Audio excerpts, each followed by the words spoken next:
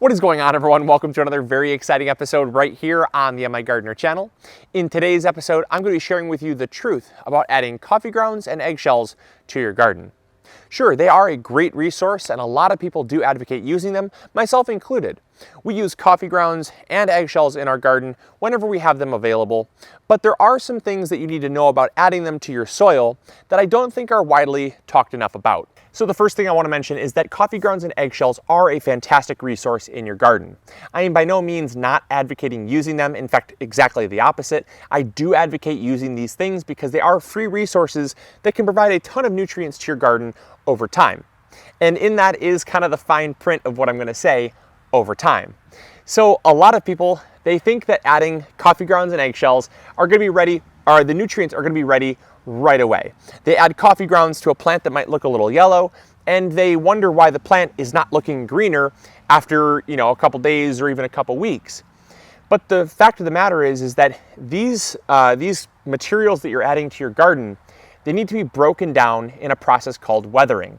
Now, weathering happens through it can be rain and sun, just overall degradation, but also more commonly it takes place from microbial activity. The bacteria and fungi found in your soil actually will go and feed on those materials and break them down.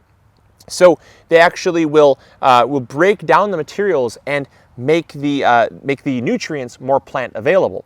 You see, tomatoes or peppers or whatever plant you have growing, if you add a cup of coffee grounds around the base of each plant, the tomato plant, let's say, is not going to kind of register that there's nitrogen available in those coffee grounds. But this is true with anything. Anything that needs to be broken down or decomposed needs time to break down and weather and actually be degraded down to its plant available form. That takes time. This happens with leaf mulch, this happens with compost, cow manure, eggshells. It could be absolutely anything. Now, true, certain things do break down faster than others, and certain things like cow manure do have some plant available nitrogen already there that's very readily available. And so not really an apples to apples comparison, but if you were taking even things like grass clippings, it's a whole spectrum of breakdown and weathering times, and certain things take longer than others to break down and weather into their plant available forms. And so this takes time. And how long does this typically take? Well, no, it's not a couple days, it's not even a couple weeks. Generally, for something like eggshells, the amount of time it takes for the eggshells to actually be broken down into its calcium, into the calcium, plant available form of calcium, it actually needs to be broken down for about 2 years. So the common misconception about adding eggshells to your garden is that your plants, things like tomatoes, are going to benefit right away from things like blossom end rot. It's just not true. And I've seen this happen so many times where people have blossom end rot and they say, oh, just add eggshells. The fact of the matter is your tomato plants are going to be long gone, done producing, and the next season will roll around and that calcium will just start being plant available in your soil. Now, coffee grounds break down much quicker because rather than calcium, which is a very difficult mineral to break down and weather, coffee grounds can be broken down much quicker. This is usually between 4 and 6 months to break down the coffee grounds to available nitrogen. Now, again, this all depends on the amount of microbial activity in your soil. If you have above average microbial counts, say if you're growing in a very organic garden, you're feeding the soil constantly, you have lots of microbial activity, it might be something more like 2.5 to 3 months on the fastest end of the spectrum. And if it's very barren, dry, dead soil, it might be somewhere along the lines of 6 months or longer. So it's just, it varies with microbial activity, but do not expect adding coffee grounds and eggshells to happen or to have an effect right away. It takes time. A second really important note about adding coffee grounds and eggshells to your garden is make sure that you're increasing the surface area. You can do this by a few different ways. You can take them and throw them into a blender. You can take them and throw them into a mortar and pestle. That's my preferred method if I'm going to add them into the garden, because by increasing the surface area, you're actually decreasing the time that it takes for them to break down. So if you take, for instance, whole leaves, this applies to anything in the garden. If you take the whole form, let's say whole leaves, and you're trying to make compost, whole leaves will take about 1 to 2 years to completely break down into its fully decomposed form. However, you take those same leaves, you run them over with a lawnmower, you bag them up, or you rake them up and then throw them into a compost pile, they're going to break down in about 4 to 7 months versus 1 to 2 years. And so this is a dramatic increase in how fast your plants can actually obtain nutrients from whatever you're trying to break down. The same exact thing applies to eggshells and coffee grounds. Throw your eggshells in a mortar and pestle and break them down into a powder, or throw them into a blender, and you are dramatically increasing the surface area rather than just throwing in whole eggshells. Whole eggshells will take about 1 to 2 years to fully break down, whereas eggshell powder only takes about 3 to 7 months. Huge difference. And that's going to make a huge difference in your garden as well. Just a little tip for you guys. Check out these cucumbers. How beautiful those are. Just picked those. I was out here and I just happened to glance down. I noticed I had some gorgeous, gorgeous cucumbers. So beautiful. That's going in our dinner tonight.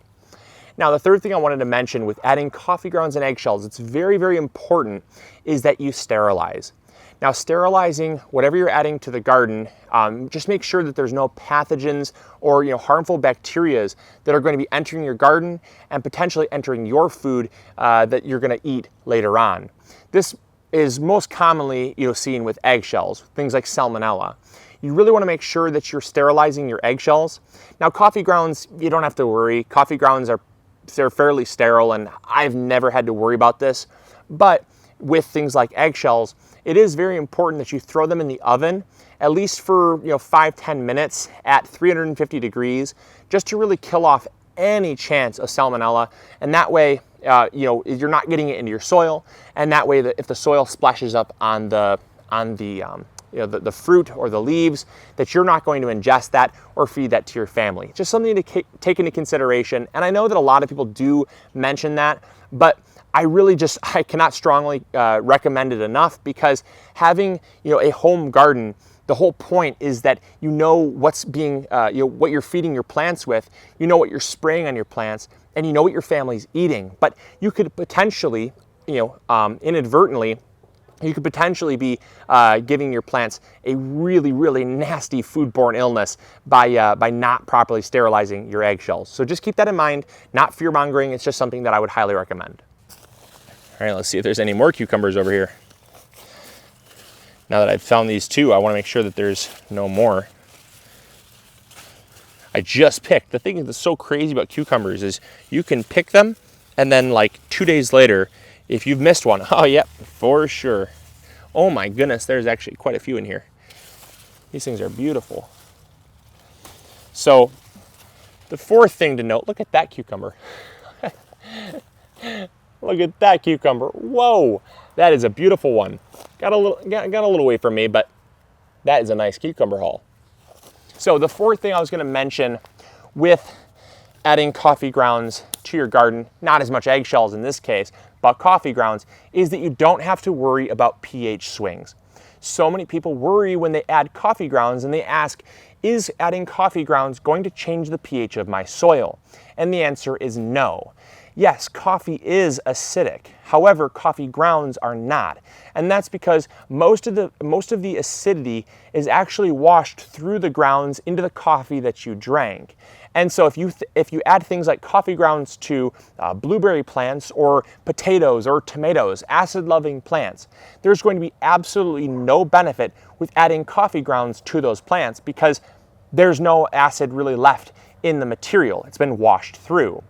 So, but on the flip side, if you're concerned about adding acid to your soil, there's really no worry, because again, it's been washed through the grounds. But that's a very common misconception, that adding coffee grounds can overly acidify your soil. Just not true, does not happen. Just thought I'd clear that up.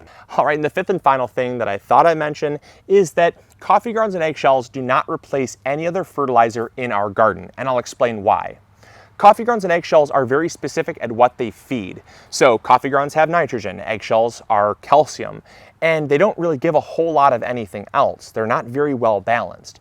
And so the garden, if you want a very healthy and fertile garden, a garden needs a well-balanced fertilizer. So we use things like Trifecta Plus, compost, and worm castings. We're very open and transparent about those three things that we use in our garden.